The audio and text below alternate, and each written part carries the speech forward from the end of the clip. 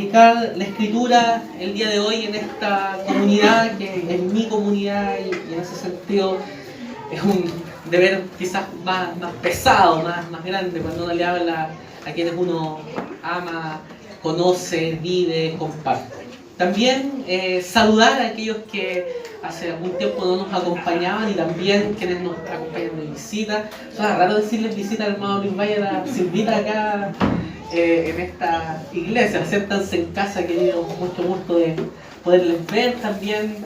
Ahí nos acompaña David, Valeria, también de Iglesia 1. Así que siéntanse muy bienvenidos. También aquellos que nos acompañan por primera vez o tal vez hace algún tiempo, como yo paso saliendo también a veces. Puede que hayan venido alguna vez y yo no los haya visto, digamos. Pero así que, sin más preámbulos, pasemos a lo que nos compete el día de hoy, que es compartir la escritura. Estamos en el segundo sermón de esta serie de mensajes, Ídolos del Corazón, buscando sentido en el lugar equivocado. Y el sermón del día de hoy se titula El ídolo del corazón, y la predicación estará basada en el Evangelio de Lucas, en el capítulo 19, versículos 1 al 10. Lucas, capítulo 19, versículos 1 al 10. Interesante, vamos a hablar del dinero. La palabra está en Lucas, ¿ya?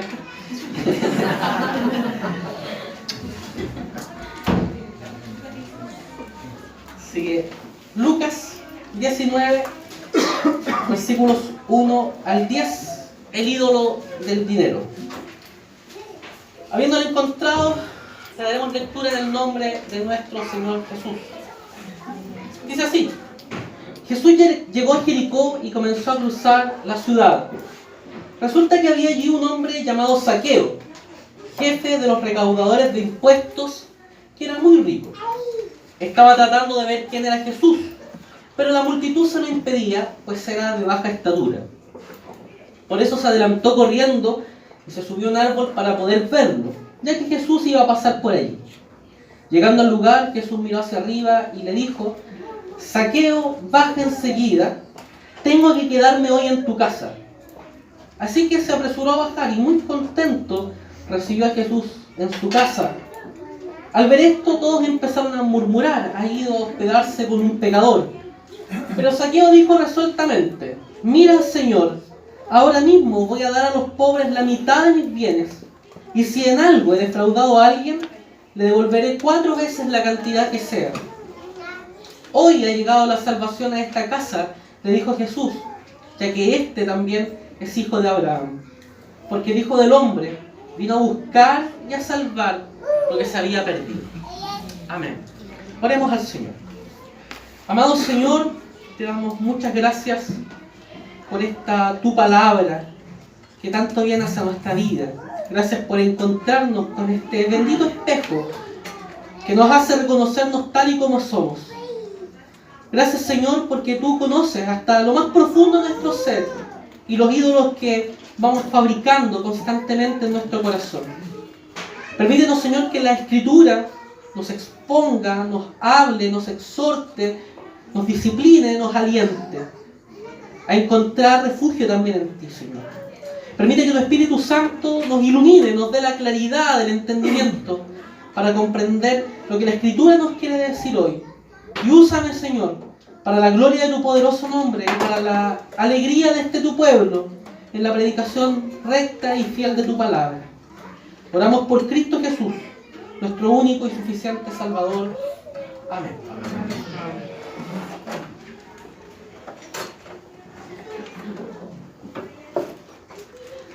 Uno de los testimonios que más me marcó en mi infancia, en el camino del Señor, en la iglesia, fue conocer a un hermano que era oficial de la iglesia evangélica pentecostal de San Bernardo, a la que iba cuando yo era niño junto a mi papá, a mi mamá.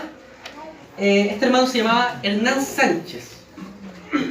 Este hermano conoció al Señor y contaba él su testimonio como un hombre muy pobre, y nos contaba que él había llegado a la iglesia en una condición muy humilde, sin tener absolutamente nada.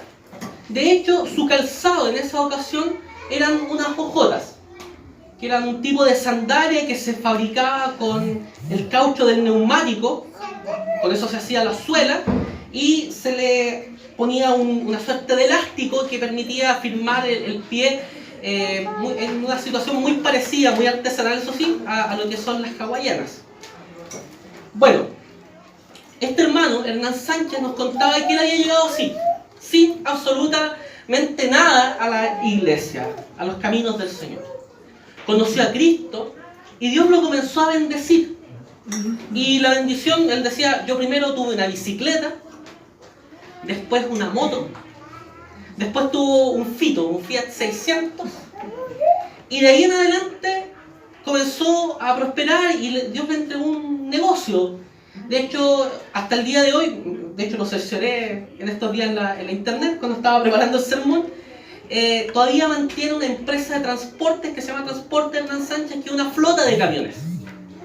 Yo conocí a este hermano, de hecho, el día que fue a predicar a la iglesia local de la población Angelmó, donde yo vivía, en la puerta de la entrada había un Mercedes-Benz, y eso era muy raro para la zona, digamos, a no ser de que haya sido un sujeto muy connotado de la población, cosa que no ocurría con mucha frecuencia, digamos.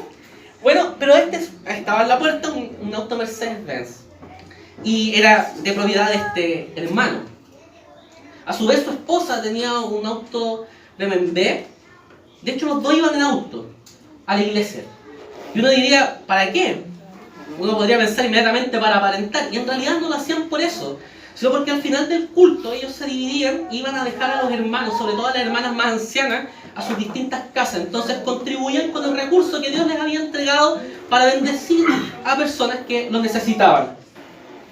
De hecho, la historia que a mí me marcó fue que él vivía en un chalet ubicado en la calle Colón con Urmeneta, que al día de hoy era un colegio hasta hace poco, y en ese lugar, en la puerta de entrada de su casa, pero por la parte de dentro, estaban clavadas las hojotas con las que él llegó a la iglesia. Y él las había puesto allí para nunca olvidarse de dónde Dios lo había traído y para entender que todo lo que él tenía era una provisión, una bendición del Señor.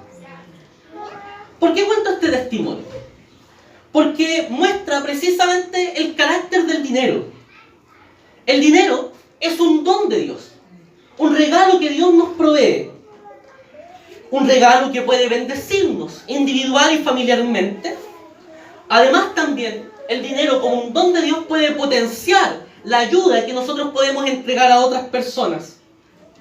Pero también es un peligro, un peligroso seductor que puede apartarnos de la vista del Señor. En ese sentido, apartando nuestro corazón de la búsqueda de glorificar a Dios y gozar de Él para siempre. Y en ese sentido, el dinero puede ser una herramienta poderosa que se constituye en un ídolo que forjamos en el taller de nuestro corazón.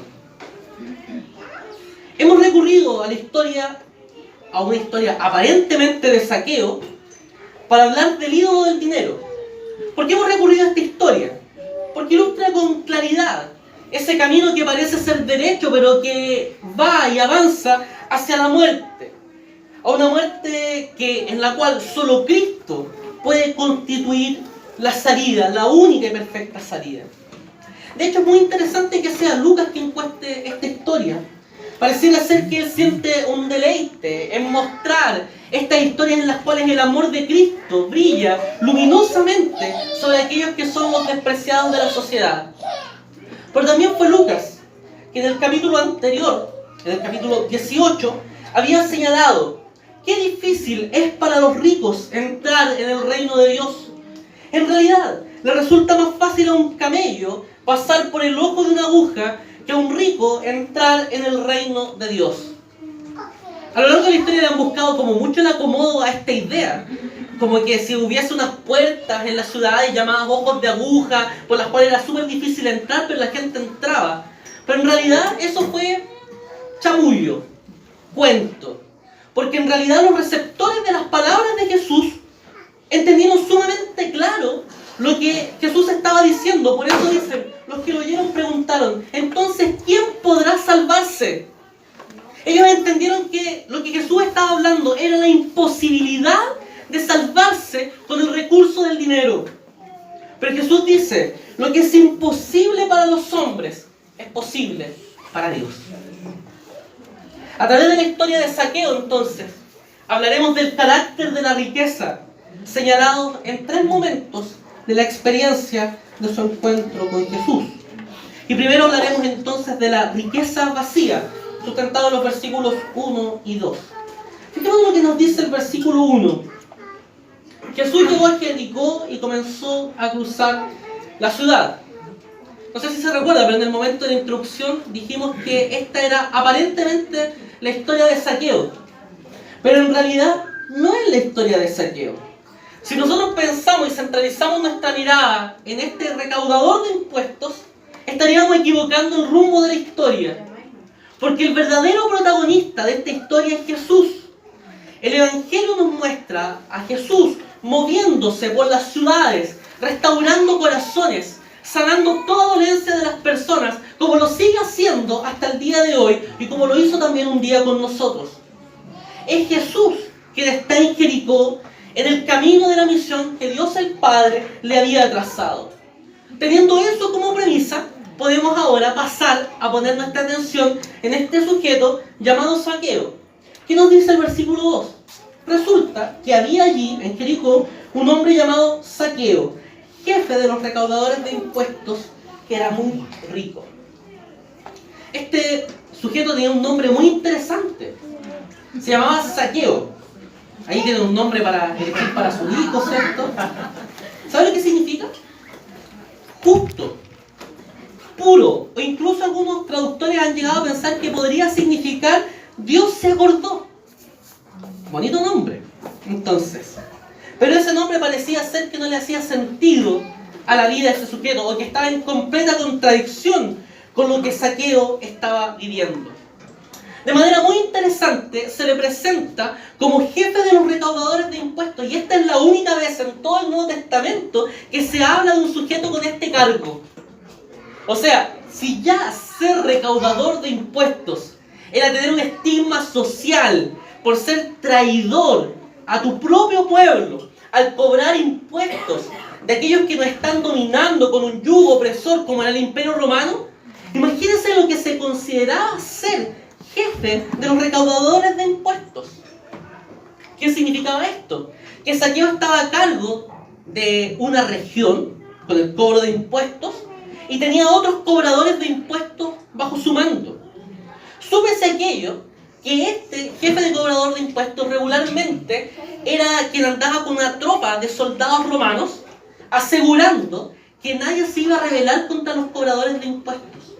Por lo tanto, ese símbolo de poder y dominio sobre la gente se estaba acentuando.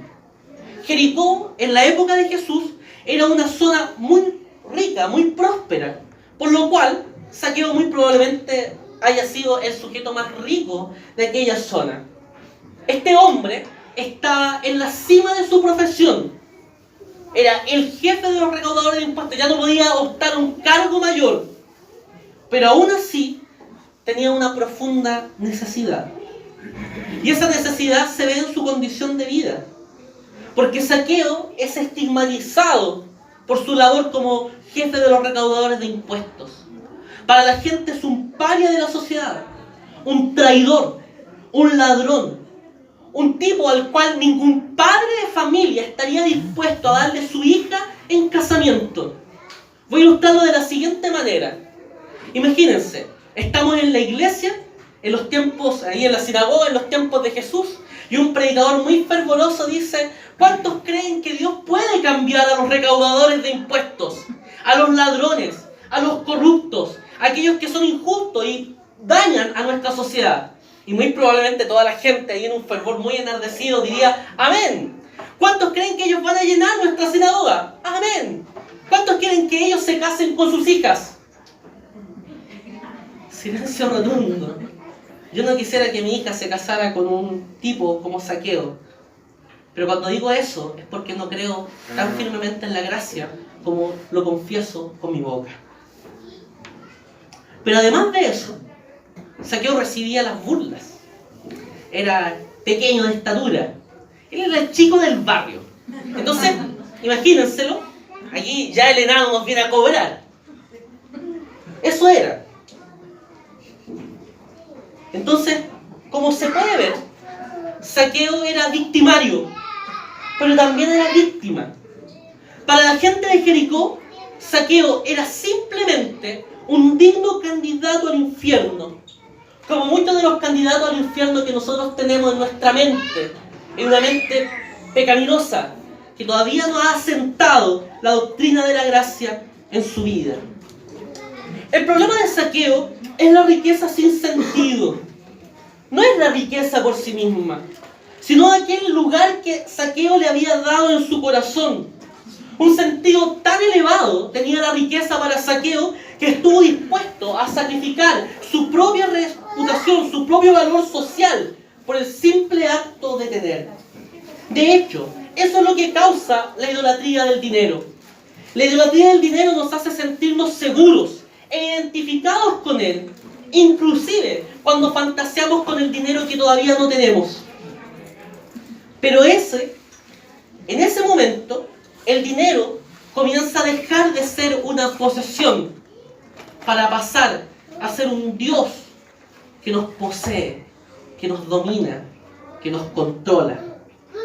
Cuando el dinero se transforma en ídolo, le estamos vendiendo nuestra alma. Y aquí me parece súper pertinente señalar lo que el pastor Timothy Keller en su libro Dioses Falsos señala. Jesús advierte a las personas con mucha mayor frecuencia acerca de la codicia que acerca del sexo. Y sin embargo, nadie piensa que es culpable de ella. Se fija que en el día de hoy, nuestros discursos evangélicos respecto a los valores tienen que ver con la inmoralidad sexual y es de lo que más hablamos los evangélicos en la sociedad, en el espacio público, cuando Jesús habló muchas más veces acerca de este pecado. Pero es muy interesante además que cuando pensamos en la avaricia, pensamos siempre que es un pecado de otros. Y regularmente le ponemos nombre, apellido y estatus social a esa condición pecaminosa. Porque creemos que solo los ricos son avaros, cuando en realidad todos somos susceptibles al pecado de la codicia. Ricos, gente de clase media, que no sabemos dónde empieza ni termina ese sector social, pobres, ciúticos arribistas, como ciúticos también abajistas, que se creen más pobres de lo que en realidad son, y que se deleitan pagando altas sumas de dinero en restaurantes huachacas, por ejemplo. Keller dice que si usted vive para el dinero, usted es un esclavo. En cambio, si es Dios quien se convierte en el centro de su vida, esto es lo que destrona y degrada el dinero.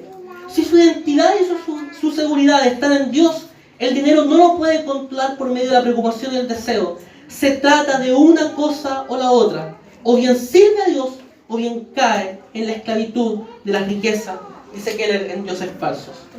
¿Qué es lo que nos muestra esto? Que el verdadero problema no está en el dinero ni en la riqueza. El verdadero problema se encuentra en nuestro corazón.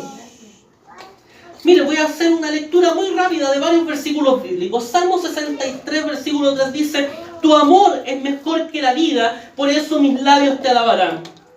Lucas capítulo 14, versículo 33. De la misma manera, cualquiera de ustedes que no renuncie a todos sus bienes no puede ser mi discípulo.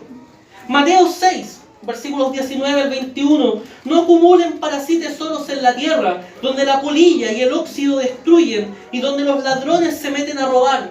Más bien, acumulen para sí tesoros en el cielo, donde ni la polilla ni el óxido carcomen, ni los ladrones se meten a robar, porque donde esté tu tesoro, allí estará también tu corazón. Lucas capítulo 12, versículos 33 al 34. Vendan sus bienes y den a los pobres. Provéanse de bolsas que no se desgastan. Esto 2000 años antes de que los supermercados comenzaran a sacar las bolsas de plástico. Acumulen un tesoro inagotable en el cielo, donde no hay ladrón que aceche ni polilla que destruya. Pues donde tengan ustedes su tesoro, allí estará también su corazón. El apóstol Pablo en 1 Timoteo, capítulo 6, versículo 6 en adelante dice: es cierto que con la verdadera religión se obtienen grandes ganancias, pero solo si uno está satisfecho con lo que tiene. porque nada trajimos a este mundo y nada podemos llevarnos. Así que si tenemos ropa y comida, contentémonos con eso. Los que quieren enriquecerse caen en la tentación y se vuelven esclavos de sus muchos deseos. Estos afanes insensatos y dañinos hunden a la gente en la ruina y en la destrucción, porque el amor al dinero es la raíz de toda clase de males. Por codiciarlo, algunos se han desviado de la fe y se han causado muchísimos sinsabores. El verdadero problema con respecto al dinero está en nuestro corazón, es la avaricia. El Dios de la riqueza, Mamón, ese Dios ha sido un obstáculo clave para la vida espiritual. Lo contrario a la avaricia, según los textos que hemos leído, es el contentamiento. Un contentamiento que parte por entender que Dios y solo Él es nuestra verdadera riqueza, que Él es todo y no hay absolutamente nada que pueda reemplazarlo. De hecho, el seguimiento de Jesús implica la entrega de la vida, lo que incluye también nuestras posesiones. Y todo esto es para la gloria de Dios, la edificación, la alegría de su pueblo y el desarrollo de la extensión del reino de Dios. El pastor John Piper señala en uno de sus libros que desear ser rico es suicida y recomendar ese deseo como parte de la vida cristiana es por lo tanto peor que homicida, porque no solo está en juego esta vida, sino la siguiente. Los seguidores de Jesús deberían sentir una atracción magnética en sus vidas hacia la simplicidad del tiempo de guerra, para que puedan ser generosos al dar y al aliviar todo el sufrimiento que sea posible, especialmente el sufrimiento eterno. Y uno dirá, ¿y cómo andará él por casa? Porque uno se imagina a John Piper, pastor, muy reconocido, con una iglesia gigantesca en Estados Unidos, debe tener mucha plata. Yo hice una investigación a propósito de eso, porque quería saber dónde estaba la coherencia, digamos, con lo que él estaba diciendo. John Piper gana el promedio de lo que gana la clase media en Estados Unidos. Es un sueldo más alto. Si uno traza la línea, el cruce, él está por sobre la media de la clase media. O sea, gana un poco más que los que están allí en buena posición. Pero además de eso, Piper no recibe dinero alguno por los derechos de autor de sus libros. Ha escrito más de 60 libros, un tipo muy prolífico, un autor que constantemente está publicando. ¿Y qué hace con el dinero de la ganancia entonces de los libros?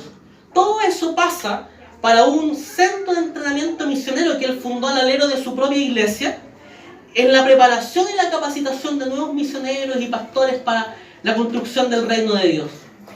Y no solo eso, parte de ese dinero también va para regalar libros. De hecho, si ustedes se meten a la página Deseando a Dios, que es la página de Piper, ustedes van a encontrar, si usted no tiene dinero para comprar este libro, escríbanos y nosotros se lo regalamos. O sea, cuando Piper está hablando de que uno debe ser sencillo y apelar a un estilo sencillo de vida, él está planteando algo que él está viviendo de manera constante. Pero también aquí debemos tener algo, un punto. Dijimos que el dinero es un don de Dios y aquí se demuestra. Pero también el dinero puede hacernos peligrosos a nosotros mismos. El mismo Piper dice respecto del daño del alma humana. Fíjense que no solo puede arruinar nuestra felicidad, sino que también puede hacernos crueles e indiferentes hacia los demás. El rico que ignora al pobre, el padre adicto al trabajo que descuida a sus hijos, el soldado mercenario que no se preocupa de sus compañeros, los lobos vestidos de oveja que se hacen pasar por pastores de un rebaño, los proxenetas que exigen su dinero mientras convierten a niñas en prostitutas.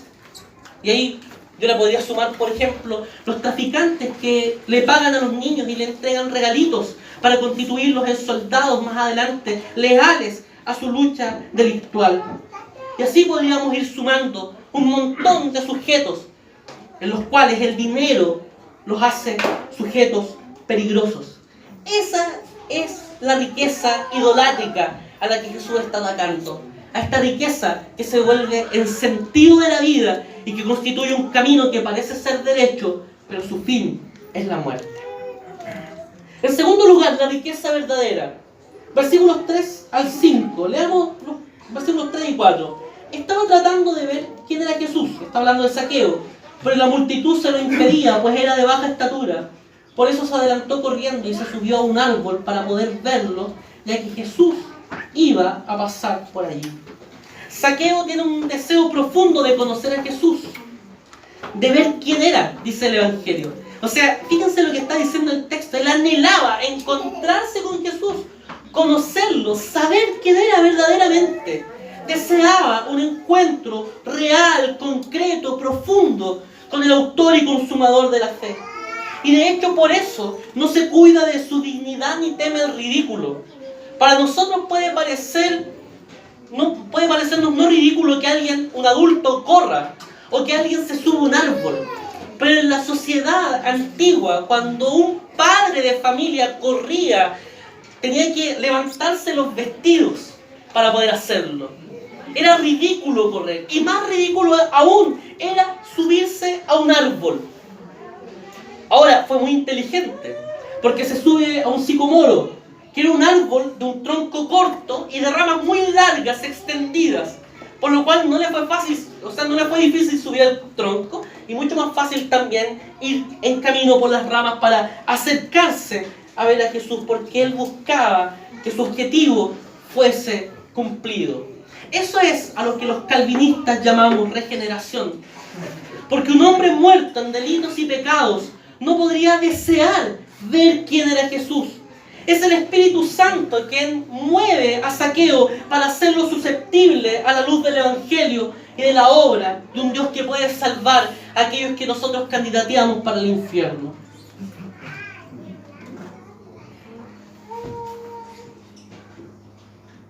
Versículo 5. Llegando al lugar, Jesús miró hacia arriba y le dijo, fíjense, volvemos a Jesús. Jesús es el protagonista de esta historia. Él es quien camina, Él es quien se acerca, Él es quien busca, Él es quien habla a Zaqueo. ¿Y qué es lo que le dice? Le dice, Zaqueo, baja enseguida, tengo que quedarme hoy en tu casa. Yo tengo algunos amigos que se invitan solos a algunas cosas. ¿Cómo les dice usted a esos amigos? Barça, ¿cierto? El Barça. Bueno, Jesús no es Barça, porque lo que él está haciendo no es hacer lo que los amigos de uno hacen en la actualidad. Él se está comportando como un rey de la época. Solo los reyes se invitaban a un determinado lugar. Y Jesús actúa como un rey frente a un súbdito, el cual se ve obligado y con mucha naturaleza acepta esta invitación que el mismo Jesús se hace. Jesús no es solicitado, actúa. Esto es la gracia irresistible, porque Zaqueo, dice el texto en el versículo 6, así que se apresuró a bajar y muy contento recibió a Jesús en su casa. Jesús ama a los pecadores. Jesús se acerca a ellos, los reconoce y los acepta, los recibe tal como son, pero los transforma para que no queden así como están.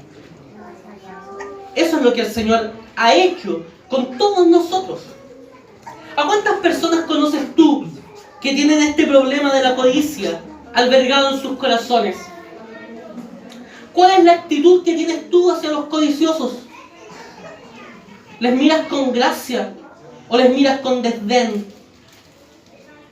¿Acaso no crees que Jesús puede salvar a los pecadores y transformarlos para que dejen también este pecado de la idolatría del dinero?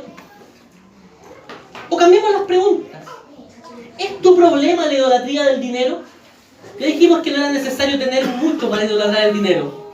Puedes idolatrar ese dinero que no tienes también. ¿Crees que no puedes salir de esa idolatría? Yo quiero darte una buena noticia. Solo Cristo puede darte la fuerza, el poder, para que con tus propias manos derribes el altar al ídolo del dinero que tú has procurado levantar. Solo Cristo te puede cambiar hoy. Hoy, al igual que Zaqueo, Jesús te está invitando a un encuentro cercano y transformador con Él, a un encuentro que puede cambiar tu vida, a un encuentro al cual tú no le estás invitando, porque tienes albergado en tu corazón ese ídolo.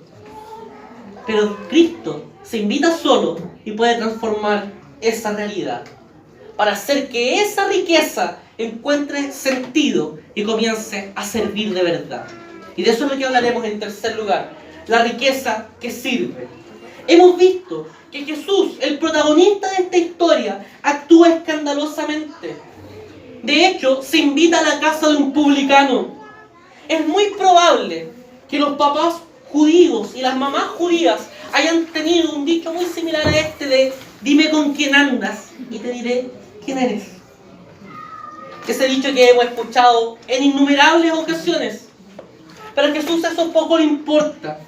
De hecho, Él tiene siempre muestras de compasión y acercamiento con pobres, mujeres, samaritanos, leprosos, endemoniados y por supuesto también con sucios recaudadores de impuestos, pecadores sucios como tú y yo éramos antes de haber conocido a Cristo, porque hoy día nuestra identidad no está en ser pecadores, nuestra identidad está en ser hijos de Dios, pecadores que hemos sido amados y salvados por Cristo. Por eso, Jesús, que tiene este amor, los toca, conversa con ellos, comparte su mesa y desde luego sana las heridas del corazón, transformándoles como Él simplemente y solo Él sabe hacerlos. Jesús hace lo que ningún judío respetable y preocupado por su alta reputación habría hecho. Entra a la casa de Zaqueo a comer con él y a estar con él. Aquí hay un acto de compasión tan grande que muestra ese amor de Dios que supera toda nuestra capacidad de conocimiento. Versículo 7. Al ver esto, todos empezaron a murmurar: ha ido a hospedarse con un pecador. Antes de leer este texto, yo tenía pensado y tenía en mi mente la vaga idea de que eran los fariseos los que habían comenzado a murmurar. Pero el texto es explícito en decir todos. Todos los testigos del escándalo de Jesús entrando a la casa del jefe de los publicanos tenían una idea y una sentencia clara. No era correcto que Jesús se hospedara en la casa de un sujeto de esta calaña. Fíjate cómo esto se contrapone interesantemente con el silencio de Jesús. Si hemos leído el texto, vemos que Jesús no emite ninguna sola palabra en la casa de Zaqueo. Muy probablemente Zaqueo le haya recibido, haya hecho que le lavaran los pies, haya puesto música, hayan conversado de las cosas del día, le hayan servido la comida. Jesús guarda silencio. No hay ninguna exhortación a la baja moralidad de Zaqueo. Jesús no le dice nada respecto a su condición de ladrón, a su condición de inmoral, porque los publicanos solo podían tener relación con mujeres prostitutas.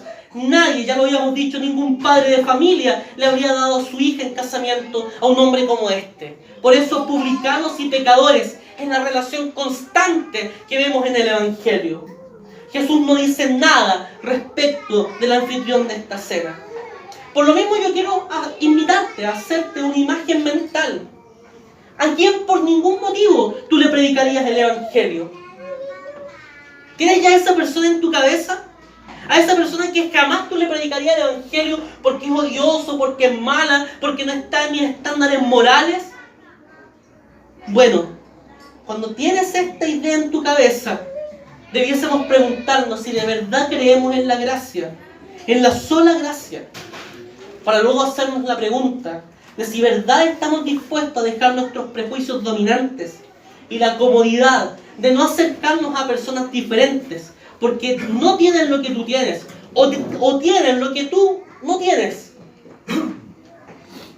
Simplemente por amor a Cristo y por amor a su misión.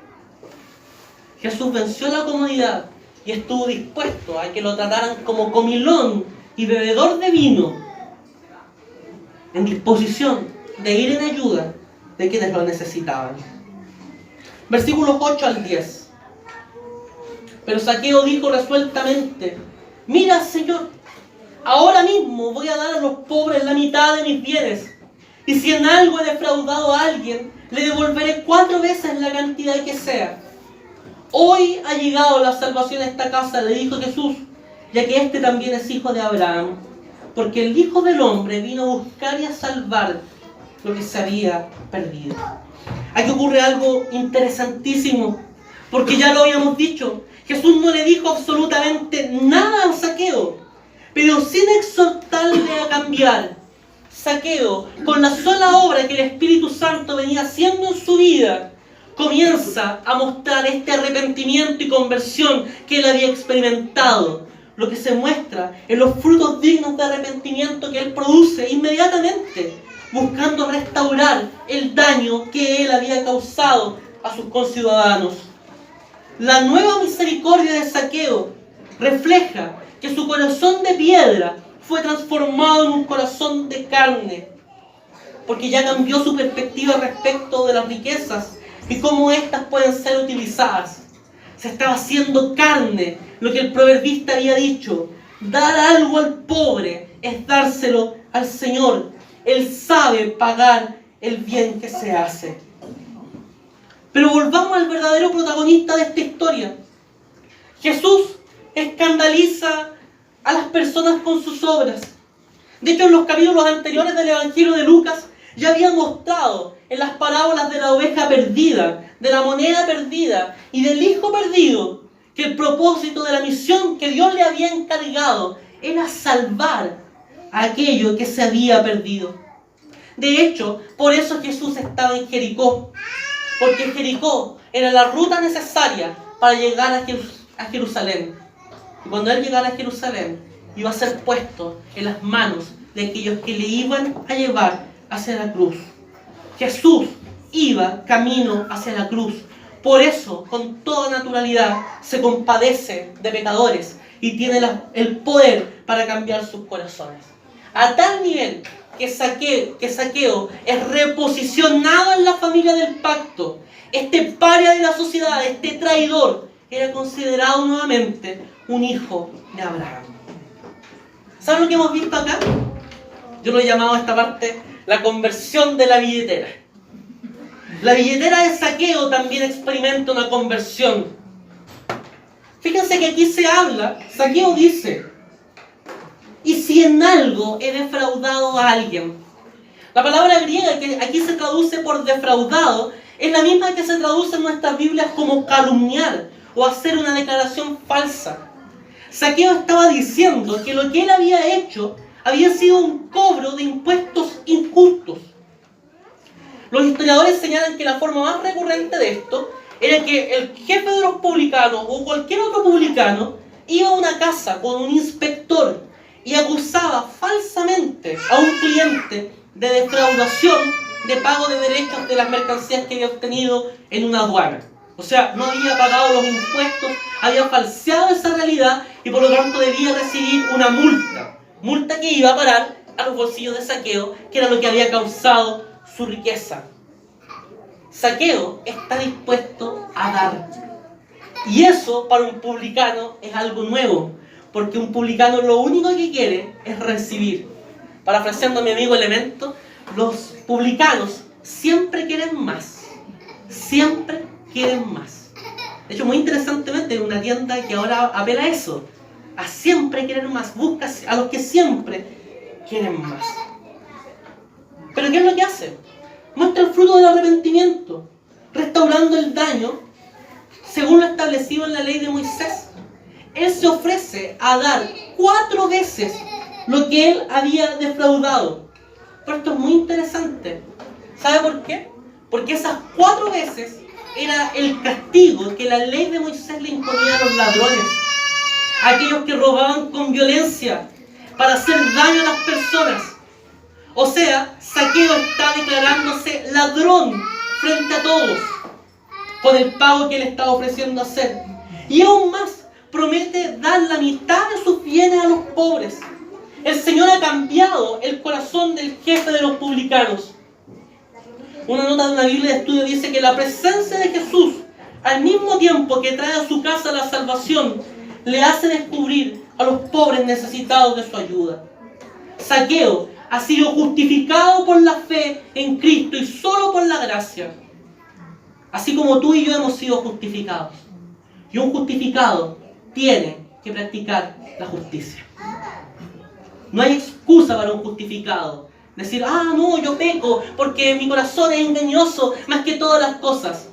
Un justificado ha sido puesto, vestido por la justicia de Cristo, ha sido declarado justo, tiene el Espíritu Santo en su vida, que le capacita, que le santifica, que le fortalece para vivir bajo una obediencia renovada. Nuestro dinero, así como el dinero de Zaqueo, también tiene que convertirse en algo distinto. Ya hemos dicho, la crítica no es a la riqueza, es a la acumulación y al egoísmo, porque como dice el apóstol Pablo, la avaricia es idolatría.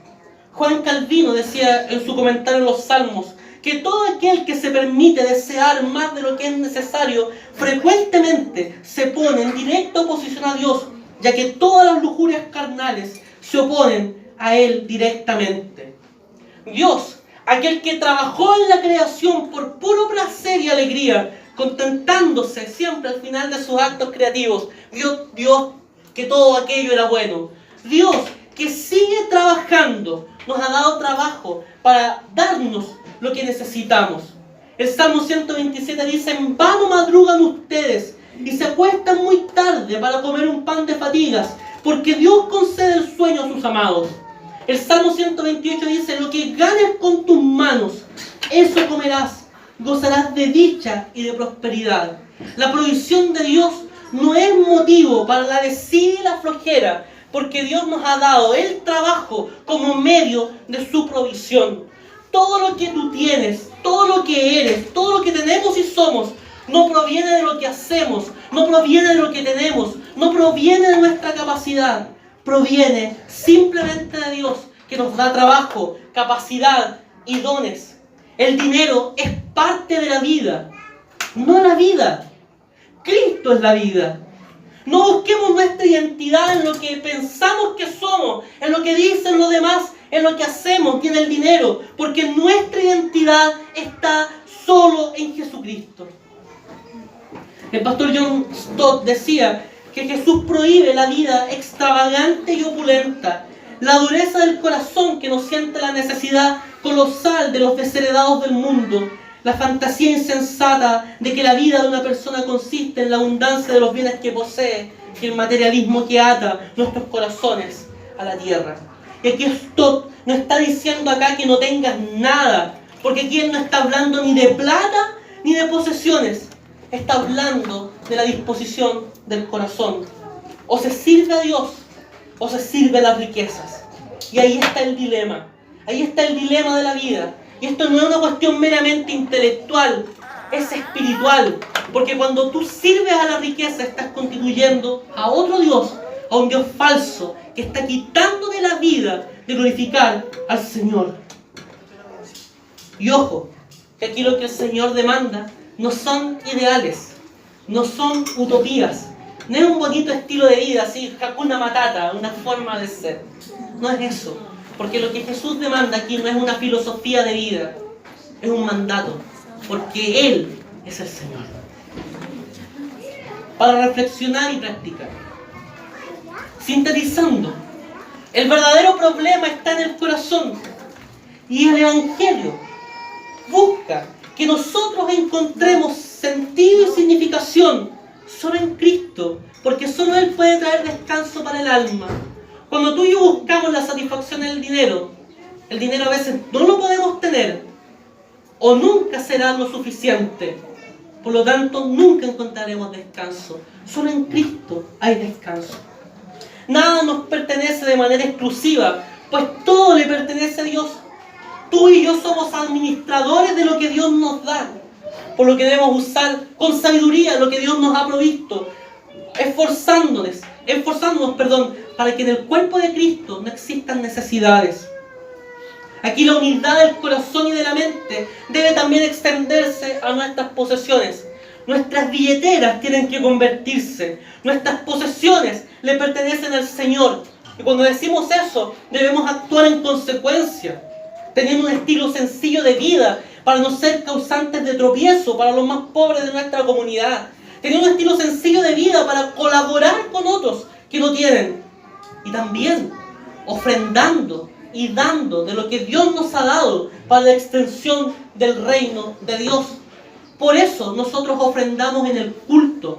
No es un paréntesis del culto. Tú y yo ofrendamos en la iglesia, en el momento del culto, porque estamos adorando a Dios, diciéndole: Señor, tú eres dueño, no solo de esto que estoy echando en esa bolsa, sino de todo lo que yo tengo. Tú eres soberano de mi vida. No dependo de lo que estoy dando, dependo de ti y solo de ti. El pastor Timothy Keller dice en Justicia Generosa: en este mundo existe una distribución no equitativa, tanto de los bienes como de las oportunidades. Por lo tanto, si Dios te ha asignado los bienes de este mundo y no los compartes con los demás, no es solo tacañería, es injusticia. Nosotros debemos preocuparnos de las necesidades de las personas. Hace unas semanas atrás, la OCDE dio a conocer este organismo internacional que ve y analiza a los países en desarrollo, en vías de desarrollo. La OCDE señaló que aquí en Chile las posibilidades de ascenso social de un niño pobre equivalen a 180 años. ¿Saben lo que eso significa? Que un niño pobre alcanza a ascender socialmente en 4 generaciones después. No es meritocracia, no es flojera que mucha gente no tenga absolutamente nada. Por lo tanto, es un acto de justicia y de misericordia que si Dios te ha dado algo, lo compartas con aquellos que no tienen. Oremos al Señor para que Dios nos ayude a ser generosos y solidarios. Finalmente, el apóstol Pablo dijo lo siguiente: ya conocen la gracia de nuestro Señor Jesucristo, que aunque era rico, por causa de ustedes se hizo pobre, para que mediante su pobreza ustedes llegaran a ser ricos. Cristo, teniendo toda la alabanza, toda la gloria del cielo, teniendo lo más maravilloso, incluso el cielo graficado como un lugar donde el oro es pavimento. No porque sea lujoso, es porque el oro no vale absolutamente nada en ese lugar, al lado de la gloria de Dios. Ese Cristo vino a este mundo, nació en un establo porque no tenía lugar donde nacer, no había un lugar dispuesto allí en Belén, en ese lugar. No tuvo dónde recostar su cabeza y murió fuera de la ciudad por amor a ti y a mí. Cristo, siendo rico, se hizo pobre para que tú y yo seamos ricos, no con las cosas del mundo, porque solo Cristo es nuestra riqueza. Tú y yo somos ricos porque hemos sido salvados por el Señor. Estamos completos en el Señor. Somos ricos porque nuestra identidad, nuestra seguridad, nuestra felicidad no está en cosas que perecen, sino que está en la roca inconmovible que es Jesucristo. Cualquier otra cosa que sustituya a Cristo es, en palabras del apóstol Pablo, estiércol. Y para que lo entendamos más en nuestras propias palabras, excremento, porque nada se compara a la riqueza de Jesucristo y de su gloriosa gracia. ¿Sabes a qué nos invita esto? A arrepentirnos por todas las veces que hemos puesto el dinero como un ídolo, y también a adorar a quien nos hace verdaderamente ricos, que es Jesucristo, el autor y consumador de la fe, el Señor de nuestra vida, aquel que trae paz y descanso para nuestras almas. Oremos al Señor. Gracias, Señor,